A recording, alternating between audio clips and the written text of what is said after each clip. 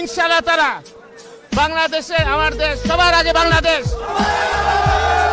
এই বাংলাদেশের জন্য, জনগণের জন্য, স্বাধীনতার জন্য, গণতন্ত্রের জন্য আমার যদি জীবন দিতে প্রস্তুত হয় তাও আমি দিব ইনশাআল্লাহ। আমাদের নেত্রী বেগম খালেদা জিয়া, উনার এই বয়সে উনি কারাবরণ করেছেন, অসুস্থ হয়েছেন। উনাকে মারার জন্য বিভিন্ন রকম ভাবে চিকিৎসা না দিয়ে, ভুল চিকিৎসা দিয়ে ব্যবস্থা করছে। সেখান থেকে আল্লাহ পাক রক্ষা করছেন। আজকে উনি যদি এতক্ষণ উনার এই বয়সে কারাবরণ করতে পারেন, আমরা আরো অনেক কিছু করতে পারবো ওনার জন্য ইনশাআল্লাহ। তারা বাংলাদেশের জনগণের জন্য এবং বাংলাদেশ গণতন্ত্রের জন্য আল্লাহ যদি আমাদেরকে কিছু যা প্রয়োজন সেটা ইনশাআল্লাহ তারা করবো। ভালো থাকবেন। আপনারা অনেক কষ্ট করে আসছেন বিভিন্ন খান থেকে, আপনাদের কাছে আমার আকুল ভাবে আমার অভিনন্দন এবং দোয়া রইল এবং আপনি কৃতজ্ঞতা প্রকাশ করছি আপনারা যে আজকে আসছেন।